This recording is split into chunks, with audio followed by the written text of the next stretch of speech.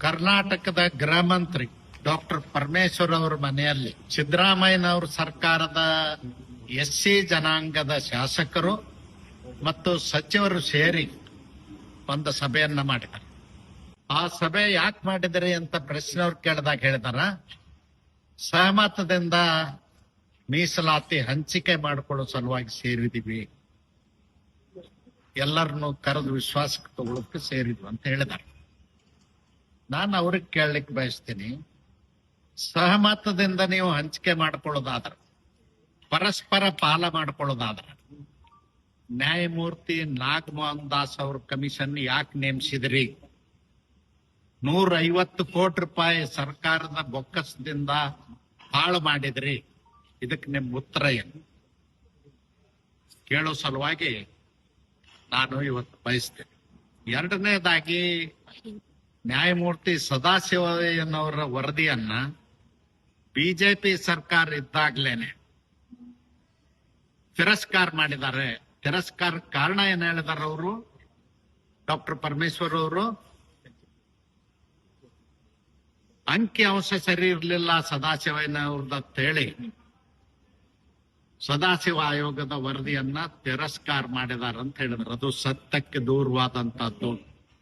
ನಾವು ಸದಾಶಿವ ಆಯೋಗದ ವರದಿಯನ್ನ ತಿರಸ್ಕಾರ ಮಾಡಲಿಕ್ಕೆ 2 ಪ್ರಮುಖ ಕಾರಣಗಳು. ಒಂದು, 2011ರ ಜನಗಣತಿ ಸೆನ್ಸಸ್ದ ಅಂಕಿ ಸಂಖ್ಯೆಗಳು ಅದರಲ್ಲಿ ಇರಲಿಲ್ಲ. ಎರಡನೇದಾಗಿ, ನಮ್ಮದೇ ಸರ್ಕಾರ ಮಾನ್ಯ ಶ್ರೀ ಬಸವರಾಜ ಬೊಮ್ಮಾಯಿ ಅವರು SC ST ಜನಾಂಗದ ಬಹುದಿನಗಳ ಬೇಡಿಕೆ ಇತ್ತು, ಹೋರಾಟ ಇತ್ತು, ಜನಸಂಖ್ಯೆಗೆ ಅನುಗುಣವಾಗಿ ಮೀಸಲಾತಿ ಹೆಚ್ಚಳ ಮಾಡಿ ಅಂತೇಳಿ 15 ಇದ್ದದನ್ನು 17% ಮಾಡಿದ್ವಿ, 3 ಇದ್ದದನ್ನು 7% ಮಾಡಿದ್ವಿ. ಮಾಡಿ ನಾವು ಮಾಧುಸ್ವಾಮಿ ವರದಿಯನ್ನ ಎಕ್ಸೆಪ್ಟ್ ಮಾಡಿ ಕೇಂದ್ರಕ್ಕೆ ನಾವು ಶಿಫಾರಸನ್ನು ಮಾಡಿದ್ವಿ. ಇದನ್ನ ಜನರಿಗೆ ತಪ್ಪು ದಾರಿ ತಿಳುವಳಿಕೆ ಮಾಡ್ತಕ್ಕಂತ ಪ್ರಯತ್ನವನ್ನ ಏನು SC ST ಮಂತ್ರಿಗಳು ಶಾಸಕರು ಮೊನ್ನೆ ಡಾಕ್ಟರ್ ಪರಮೇಶ್ವರ್ ಅವರು ಮನೆಯಲ್ಲಿ ಮಾಡಿದಾರೆ, ಅದನ್ನ ನಾನು ಖಂಡಿಸ್ತೇನೆ. ಸತ್ಯಕ್ಕೆ ದೂರವಾದಂತ 150 ಕೋಟಿ ಯಾವ ಪುರುಷಾರ್ಥಕ್ಕೆ ಖರ್ಚು ಮಾಡಿದ್ರೆ ಹೇಳಿ? ಸಹಮತದಿಂದ ನೀವು ಒಬ್ಬರಿಗೊಬ್ಬರು ಮಾತಾಡ್ಕೊಂಡು ಹಂಚಿಕೊಳ್ಳೋದಾಗಿದ್ರ, ಪಾಲ ಮಾಡ್ಕೊಳ್ಳೋದಾಗಿದ್ರ ಯಾಕೆ ನೀವು ಮಾಡಿದಿರಿ ಅನ್ನೋದು ಒಂದು. ಎರಡನೇದ್ದು, ನಾನು ಸಿದ್ದರಾಮಯ್ಯನವ್ರಿಗೆ ಕೇಳಲಿಕ್ಕೆ ಬಯಸ್ತೇನೆ, ನಿಮ್ಮ ಸರ್ಕಾರ ಡಾಕ್ಟರ್ ಬಾಬಾ ಸಾಹೇಬ್ ಅಂಬೇಡ್ಕರ್ ಬರೆದಂತ ಸಂವಿಧಾನದ ಆಶಯಕ್ಕೆ ಅನುಗುಣವಾಗಿ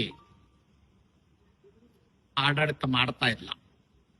ಕೇವಲ SC ST ಜನಾಂಗದ ಬಡವರ ಮನಸ್ಸು ಕದ್ದು ವೋಟ್ ಬ್ಯಾಂಕ್ ಮಾಡಿಕೊಂಡು ರಾಜಕಾರಣ ಮಾಡೋದ್ರಿಂದ ಯಾವ ಕಾರಣಕ್ಕೂ ದೀನ ದಲಿತರ ಉದ್ಧಾರ ಆಗ್ಲಿಕ್ಕೆ ಸಾಧ್ಯ ಇಲ್ಲ, ಕಲ್ಯಾಣ ಆಗ್ಲಿಕ್ಕೆ ಸಾಧ್ಯ ಇಲ್ಲ ಅನ್ನೋದನ್ನ ನೀವು ಅರ್ಥ ಮಾಡ್ಕೊಳ್ಬೇಕು ಅಂತ ನಾನು ಒತ್ತಾಯ ಮಾಡ್ತೀನಿ.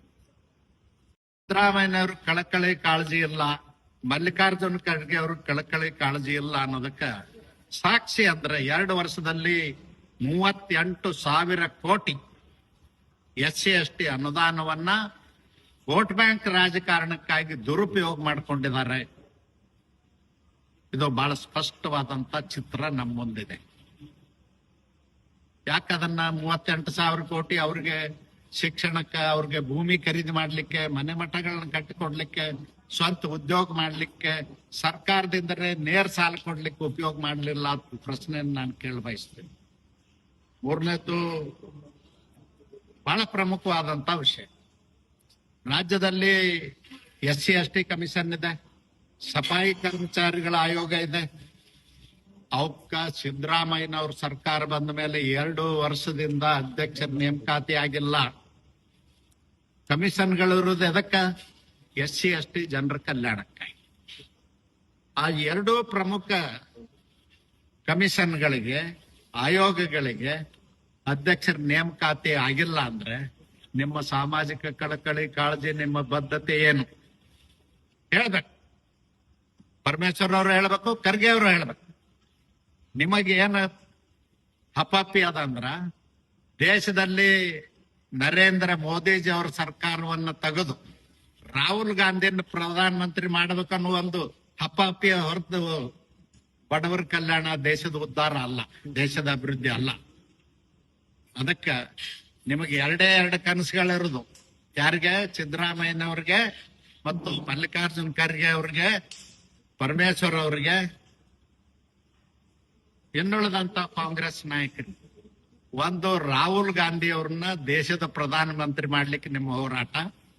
ಚುನಾವಣೆ ಕಮಿಷನ್ ಮೇಲೆ ಸುಳ್ಳು ಆರೋಪಗಳನ್ನ ಮಾಡ್ತಕ್ಕಂಥದ್ದು ನಿಮ್ಮ ಹೋರಾಟ. ಎರಡನೇದಾಗಿ, ಕರ್ನಾಟಕದಲ್ಲಿ ಸಿದ್ದರಾಮಯ್ಯನವ್ರನ್ನ ತೆಗೆದು ಖರ್ಗೆ ಅವರೋ ಅಥವಾ DK ಶಿವಕುಮಾರ್ ಅವರೋ ಅಥವಾ ಪರಮೇಶ್ವರ್ ಅವರು ಮುಖ್ಯಮಂತ್ರಿ ಆಗ್ಬೇಕನ್ನೋದಷ್ಟೇ ನಿಮ್ ಗುರಿ. ಬಡವರ ಬಗ್ಗೆ, ದೀನದಲಿತರ ಬಗ್ಗೆ ನಿಮಗೆ ಕಳಕಳಿ ಕಾಳಜಿ ಇಲ್ಲ ಅನ್ನೋದನ್ನ ನಾನು ಬಹಳ ಸ್ಪಷ್ಟವಾಗಿ ಹೇಳ್ತೇನೆ. ನಾವು ಕರ್ನಾಟಕದ 101 ಜಾತಿಯ ಪರಿಶಿಷ್ಟ ಜಾತಿ ಜನಾಂಗದವ್ರು, ಅದರಲ್ಲಿ ವಿಶೇಷವಾಗಿ ಅಸ್ಪೃಶ್ಯ ಜನಾಂಗದವ್ರು ನರೇಂದ್ರ ಮೋದಿಜಿ ಅವ್ರಿಗೆ ಕೃತಜ್ಞತೆ ಹೇಳ್ಬೇಕು. 30 ವರ್ಷಗಳ ಹೋರಾಟ ಸುಪ್ರೀಂ ಕೋರ್ಟ್ನಲ್ಲಿ, ಕೋರ್ಟಿನ ಒಳಗಡೆ ಮತ್ತು ಹೊರಗಡೆ ಕರ್ನಾಟಕದಲ್ಲಿ ಅಸ್ಪೃಶ್ಯರು ನಮಗೆ ಮೀಸಲಾತಿ ಸೌಲಭ್ಯ ಸಿಗ್ತಾ ಇಲ್ಲ ಅಂತ ಹೋರಾಟ ಮಾಡೋದನ್ನ ಸುಪ್ರೀಂ ಕೋರ್ಟ್ಗೆ ಅಫಿಡವಿಟ್ ಹಾಕಿಸಿ ಸಾಲಿಸಿಟರ್ ಜನರಲ್ ಅವ್ರನ್ನ, ಅಟಾರ್ನಿ ಜನರಲ್ ಅವ್ರನ್ನ ವಾದ ಮಾಡ್ಲಿಕ್ಕೆ ಕಳಿಸಿ ನಮಗೆ ನ್ಯಾಯ ದೊರಕಿಸಿಕೊಟ್ಟಾರ ಅಸ್ಪೃಶ್ಯರಿಗೆ. ಆಗಸ್ಟ್ 1, 2024 ಜಜ್ಮೆಂಟ್ ಬರಲಿಕ್ಕೆ ನರೇಂದ್ರ ಮೋದಿಜಿ ಅವ್ರ ಸರ್ಕಾರ ಕಾರಣ.